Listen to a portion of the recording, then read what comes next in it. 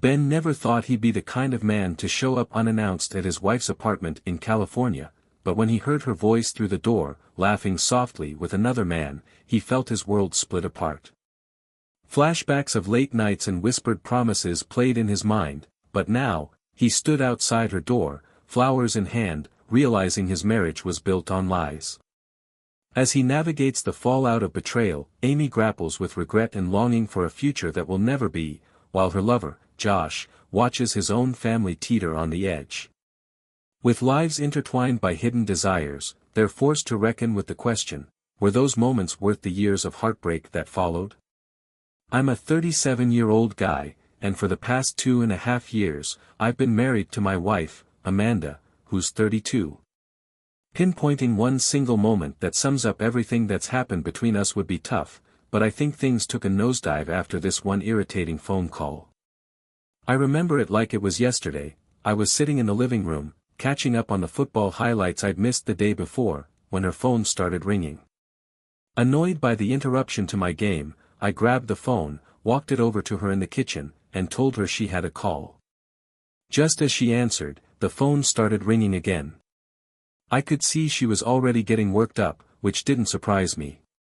See, both of us worked in corporate jobs, and Amanda had this rule about keeping work from creeping into our personal lives. She believed that home should be a place away from work, with clear boundaries between the two.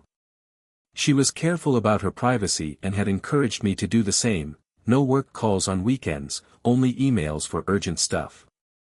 I was half expecting her to lose her cool at the caller, but instead, she went silent, and her whole expression shifted. It wasn't until dinner that she finally shared what the call was about. "They're transferring us out of state," she said. "A transfer? Where, and why?" I asked, realizing even as I spoke what was happening. I'd heard her mention the company's expansion plans before, and apparently, the board now wanted her in another city to help oversee the growth of a new branch. I understood how these transfers worked. They usually didn't relocate married employees without discussing it with them first. And Amanda certainly hadn't asked for a transfer.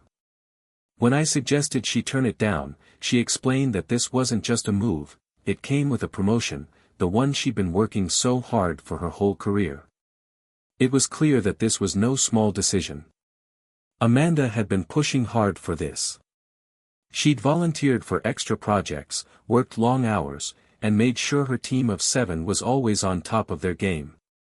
Her salary would double, and there were countless perks and benefits. But for her, it was never just about the money. She was determined to rise in her career.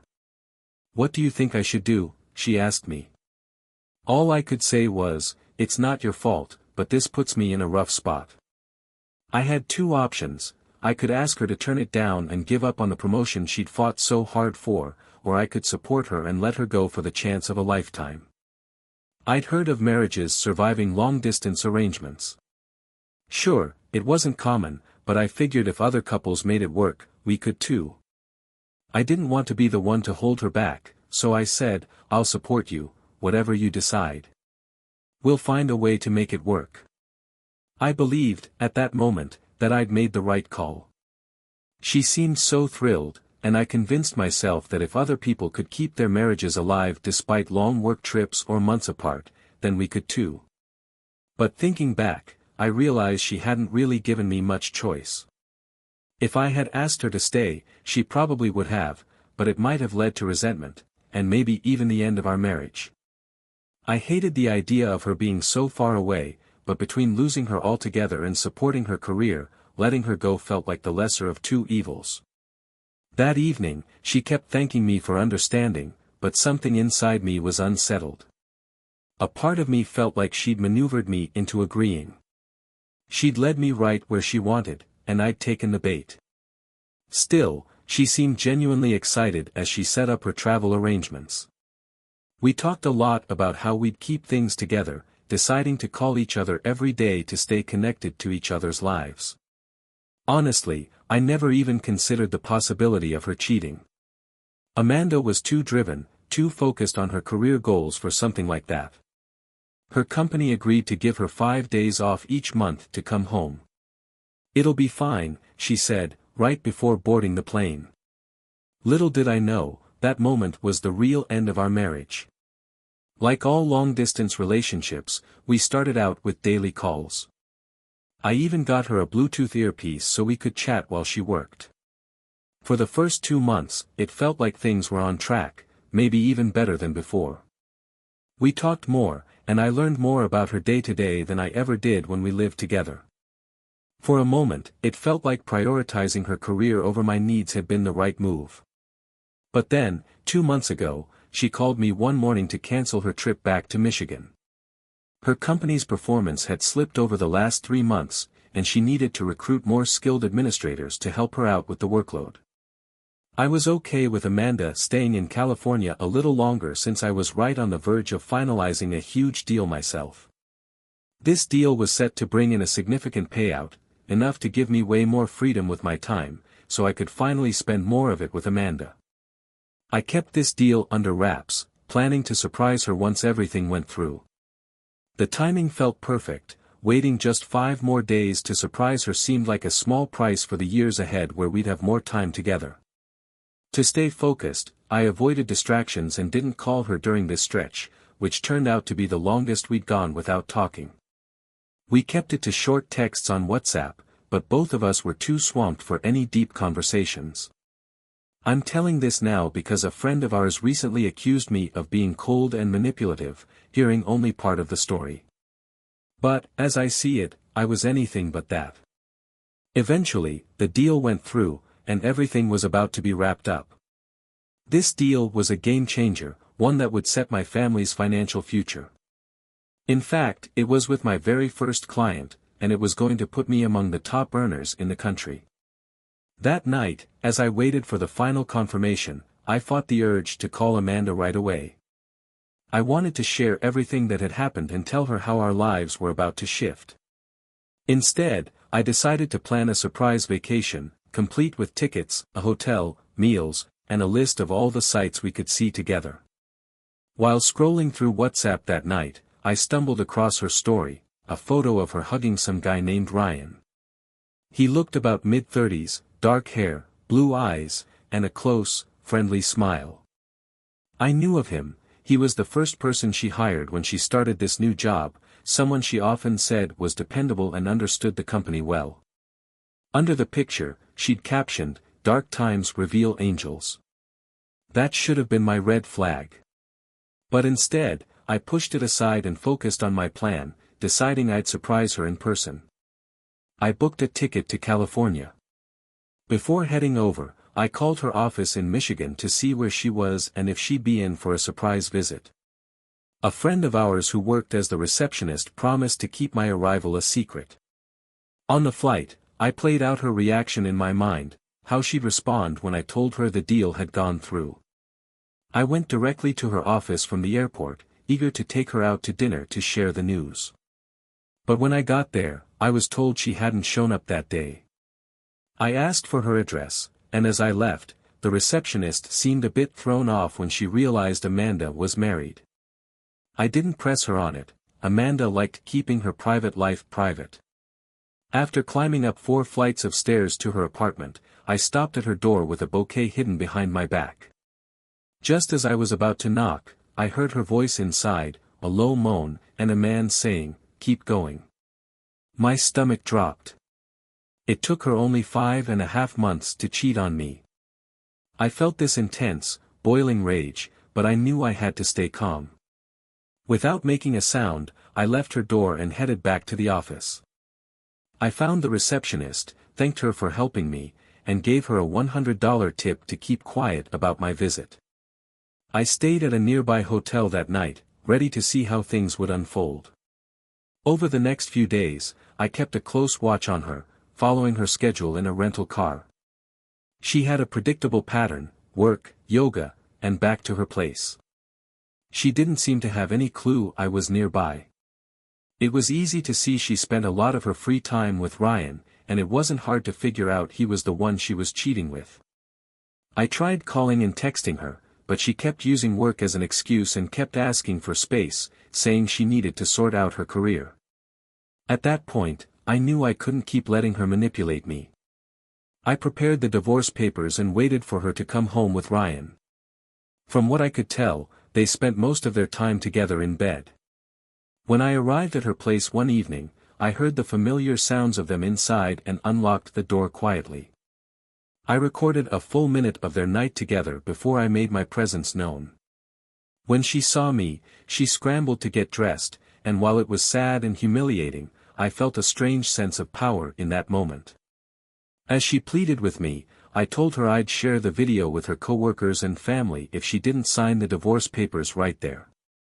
She begged for forgiveness, saying she'd resign and start therapy, but the disgust I felt was too strong to ignore. The image of her with Ryan kept flashing in my mind every time I looked at her, making me sick to my stomach. Her pleas fell flat. She later dropped off the signed papers and claimed she had resigned from her job, but I sent the video to her parents anyway, letting them see the real person they'd raised. A few people later commented that it seemed she'd already checked out of the marriage long before taking the job. They speculated that she'd been planning this for a while and had maneuvered me into agreeing to her relocation, giving me no real choice. Big decisions like these can shape a family forever. Now, it's been 5 months since the divorce, and looking back, I wonder how long she had been checked out and just waiting for the right moment to walk away. After the divorce, I needed time to regroup, so I took a week-long trip to the Dominican Republic, amazing place, by the way. One evening, while unwinding, I got a Reddit notification about my initial post. When I first shared it, I was mostly venting my anger, frustration, and disgust. I hadn't expected it to gain much attention, but it did. As I read through the comments, one stood out, written by someone who had gone through a similar situation a few years back. He mentioned feeling miserable because he hadn't gotten enough revenge to satisfy his own spirit. Maybe it sounds strange, but a part of me could relate to that. A lot of people seem to think exposing Amanda's affair to her family and causing her to lose her job was enough.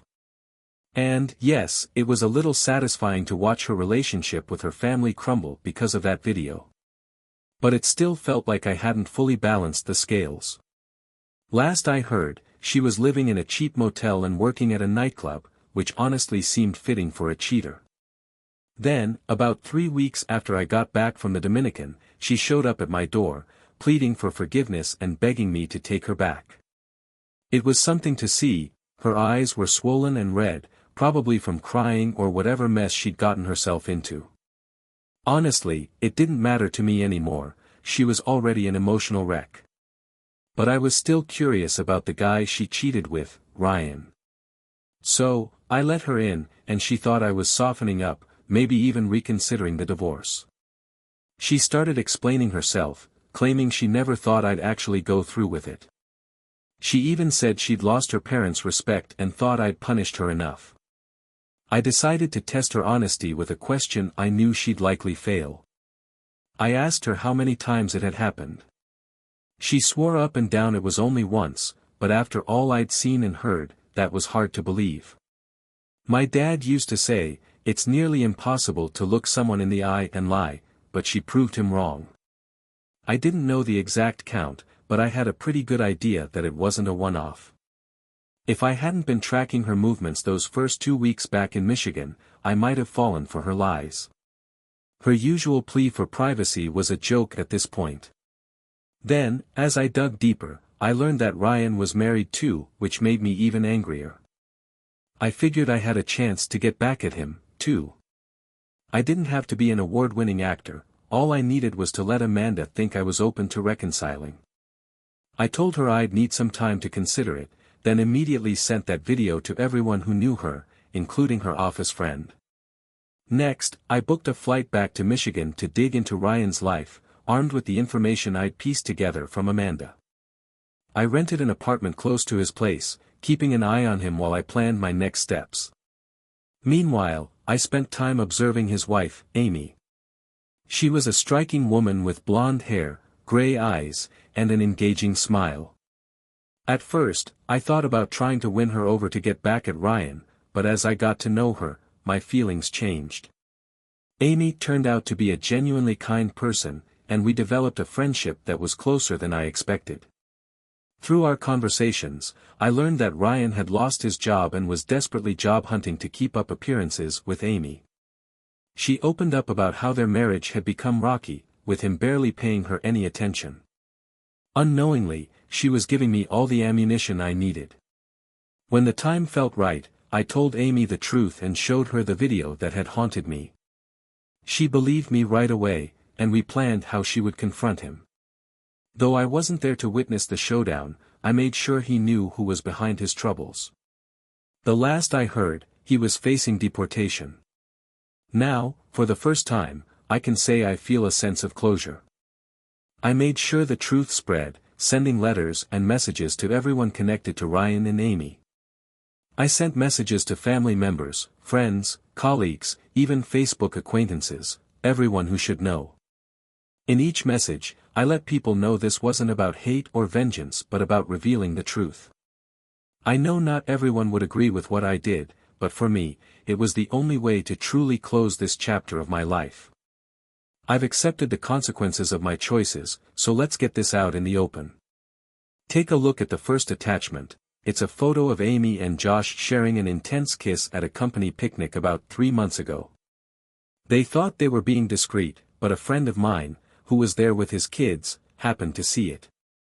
He snapped a few photos and handed them over, figuring I might want to know. That's what a real friend does. I'll admit it, after that, I became your typical suspicious husband, needing to uncover every little detail, even if it hurt. And, yes, it did hurt, our vows to each other, the promises we made in front of friends, family, and even God, shattered over a fling. I keep wondering why. Was it because I neglected her somehow? Maybe I left her alone too often. No, I was never gone for long stretches, never deployed with the Navy SEALs on some covert mission. Heck, the only SEALs I know are the ones sunbathing down by the harbor. I wasn't off on business trips, barely worked late, and was always home by 5:30, like clockwork. Maybe it was that I ignored her needs. That can't be it either. I've never missed a birthday, anniversary, or holiday. My one hobby, if you could call it that, was trying to make her happy. She seemed to love those little surprise gifts or weekend getaways I planned. She used to say I went overboard, but I could tell she enjoyed it. Looking back, maybe the only reason she could even see Josh as often as she did was because she had a job. Otherwise, I'd probably have noticed sooner. Since he was her boss, sneaking around was easy for them. When I finally got undeniable proof, it cost me a lot. Maybe it was even illegal, but I wasn't planning to use it in court. I wanted to take this to the court of public opinion. I had to make it clear, here was evidence of their affair. And for the record, the following attachments are explicit, so please skip them if you'd rather not see. The next images came up. One was a top-down shot of Amy gazing up at Josh, a soft smile on her face, captioned, "She's really good at this." The second set was even worse, a series of shots in bed, faces caught in moments of desire and happiness. The caption read, "What she didn't do for me." I'm sorry if this is offensive, but I needed to remove any shadow of doubt. Why am I showing these photos? Because I've filed for divorce. Plenty of her friends have asked if I'm sure, if it's worth trying counseling, or if we could somehow forget this. Her mother, who I loved like my own, won't even attempt to change my mind. Her father, who I respect but never felt truly close to, will likely try to reason with me. But I don't want anyone pulling me back into this. This is, at its heart, between Amy and me, well, not entirely, thanks to Josh. I owe an apology to his wife, Sandra. She didn't deserve to be caught up in this mess, and neither did their 2 kids, who must be around 8 and 5 now. Maybe Josh will change, and Sandra will be able to forgive him, that's her choice. But I also apologize to his company and its senior management because they'll be dealing with the fallout soon enough. After all, they held many of their meetings right in his office. I believe even the supply staff now understands why there's a couch in there. My only suggestion is that if anyone else inherits that couch, maybe give it a thorough cleaning first. Though I may not be able to use these photos in court, my lawyer can obtain statements from their coworkers, and I doubt they'd willingly shield the company. Let's face it, this scandal is going to bring some hard times to more than a few people. But here's why I handled it this way: I wanted to eliminate all uncertainties and stop wasting time. After all, a picture really is worth 1,000 words. Amy's about to be served her divorce papers as we speak. I'm ready to start over without her. If I couldn't meet her needs, I'm sorry. If she'd just told me from the start that her heart was elsewhere and walked away, it would have hurt, but I would have respected it. Instead, she decided to have her cake and eat it, too. Well, Amy, the cake's gone now, and I'm pretty sure you'll regret it, or maybe not. Maybe you're relieved that I found out, so you and Josh can live as you like. It's over. I've moved out, taken what I need, and left everything else to you. From now on, any communication goes through my lawyer. I'm done with explanations, and I'm not interested in hearing about second chances. I won't even entertain the idea of a second chance. Go ahead, Amy, just leave me alone. Back at her office, things took a dark turn. The entire place was shaken up when Amy let out a scream and fainted at her desk, staring at a picture of Josh with a knife stuck through it. Colleagues rushed to help, and soon word spread that an email containing shocking information had been found by one of the administrators. Work ground to a near standstill as people whispered and tried to make sense of what was happening. Unaware of the chaos, Josh was surprised to see the HR director standing grimly at his office door. Without any preamble, the director asked, "Is it true?" Josh looked puzzled. "Is what true?" he asked, trying to play it off, but he couldn't hide the nervous look in his eyes. The director entered, closing the door behind him with a solid thud. "Is it true that you and Amy have been having an affair here in the office?" Josh's face turned white, and the director could see the confirmation in his reaction. "You've been foolish, Josh. Do you realize the damage you and Amy have caused? A good portion of our clients are religious charities. How do you think they'll react to learning that 2 senior employees were caught in an inappropriate affair on company property?" The director took a breath, visibly agitated. "I just came from a meeting with senior management. The CEO has already received calls from the Archbishop, the president of a Baptist charity, and Rabbi Feldman. Things are about to get rough." He paused, staring coldly at Josh. "You have 15 minutes to pack up and leave. Consider yourself suspended, pending investigation. Actually, make it 30 minutes, Amy is being escorted out as we speak." He moved to leave but added, "Check your email, the message her husband sent is in there." As the door clicked shut, Josh's hands shook as he pulled up his inbox. What started as a casual affair had spiraled out of control, throwing both their lives into complete disarray. He'd hoped it would stay hidden, a fun secret, but as feelings deepened, he and Amy had made foolish promises that neither spouse would ever find out. Realization hit him hard: his wife, Sunny, would now know everything.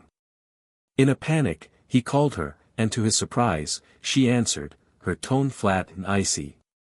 "Is it true?" she asked, her voice cutting through the silence like a knife. "Is what true, sweetheart?"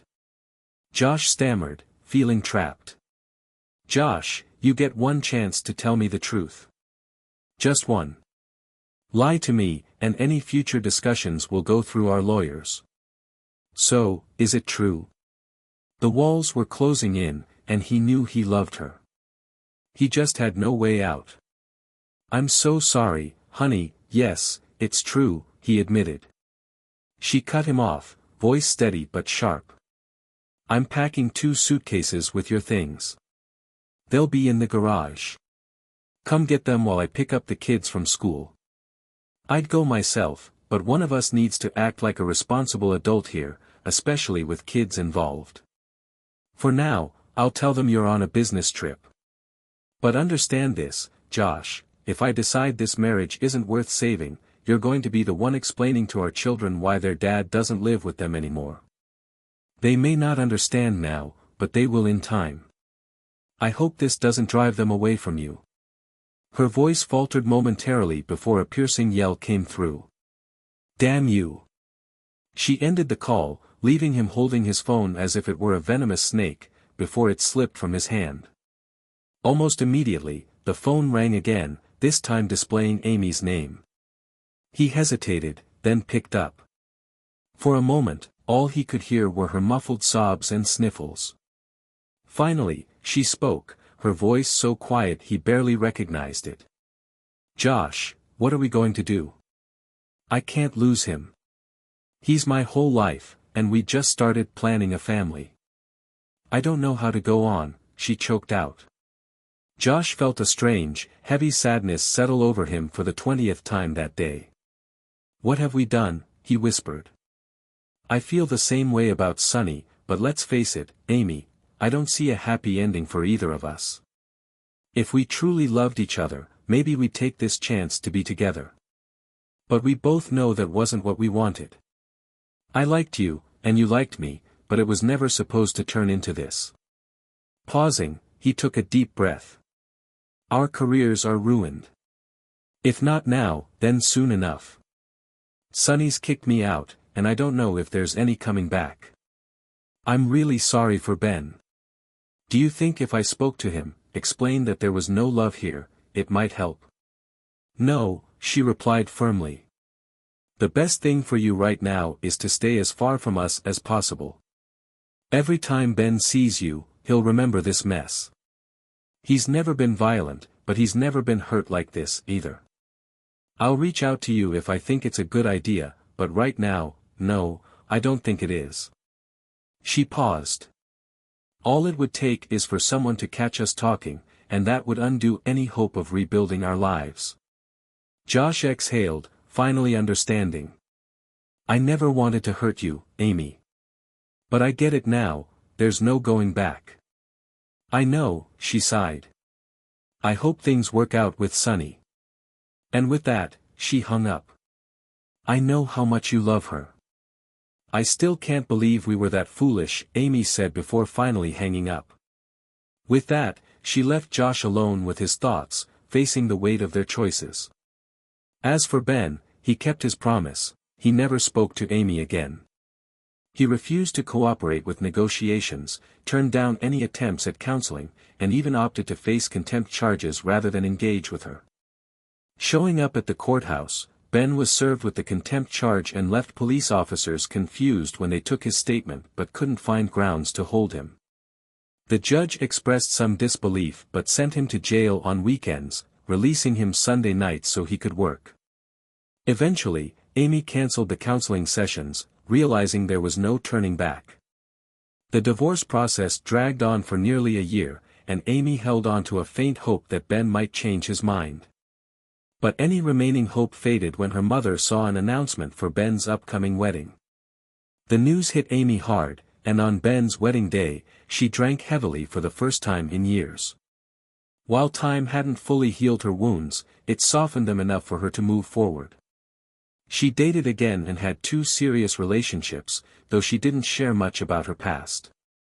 Finally, she met a man who was willing to focus on the future and love her for who she was. They got married and built a happy life together. At work, Amy was careful to keep her interactions with male colleagues strictly professional, earning her the nickname, the Nun, because she rarely attended social events and kept things formal. 2 years after her own wedding, Amy unexpectedly ran into Ben. After reaching a confidential settlement with her former company, Ben had left town to avoid a drawn-out legal case. He was back for his sister's 25th wedding anniversary. Amy spotted him by chance, sitting alone on a park bench.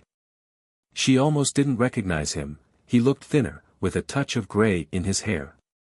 She thought about approaching him to finally apologize, but she stopped when a tall woman with striking red hair appeared, holding a toddler, and a young girl of about 6 or 7 with matching red curls ran to Ben.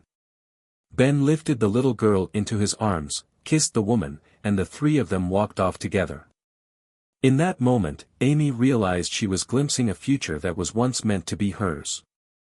Wiping away a tear, she went home to prepare her husband's favorite dinner. Meanwhile, Josh and Sunny managed to rebuild their relationship after 15 months of separation. Sunny insisted on both individual and couples counseling and set firm boundaries through a new prenuptial agreement. Josh apologized so often that Sunny eventually lost patience, warning him that if he apologized one more time, she'd walk. Josh became a changed man, rarely leaving Sunny's side, and devoted himself to his family. Though his new job paid less, he worked hard, earning raises and bonuses over time. It took him 6 years to regain his footing, and Sunny kept her job to help make ends meet. Although Josh sometimes felt uneasy about her independence, like her going out for drinks with colleagues or attending work seminars, Sunny quietly enjoyed her newfound freedom. Their life was far different from the one they had before, but they committed to building a future together for themselves and their children. One day, Josh found himself thinking about his time with Amy, realizing that, in total, they'd spent perhaps 9 hours together in their brief affair. 9 hours that had led to years of hurt, upheaval, and heartache. Was it worth it? Absolutely not. Years later, after rebuilding their lives, Ben and Sunny cross paths by chance at a charity gala, each having found a semblance of peace. As they make small talk, they share a quiet understanding, the weight of shared pain hovering between them. Meanwhile, Josh and Amy, both of whom have tried and failed to recapture what they lost, are drawn back into each other's orbit. Fueled by lingering regrets and unfulfilled desires, they reconnect in secrecy, almost as if caught in a cycle they can't escape. But this time, Ben has an unexpected ally, Sunny. She approaches him with a proposal. "How about we make sure history doesn't repeat itself?" she asks with a mischievous smile, suggesting a plan to expose Josh and Amy's continued betrayal to their current partners, who remain blissfully unaware. Though hesitant, Ben agrees, realizing he may finally find the closure he's been chasing. In the final scene, Sunny and Ben's plan unfolds at a crowded restaurant, where Amy and Josh, under the impression they're meeting each other alone, are confronted with their spouses. Each is left to face the fallout, and for Ben and Sunny, it's a liberating moment. The two walk out together, leaving the past firmly behind. The tale ends on a cliffhanger, with Ben and Sunny glancing at each other as they step into the night, free at last and pondering what the future may hold, for both of them.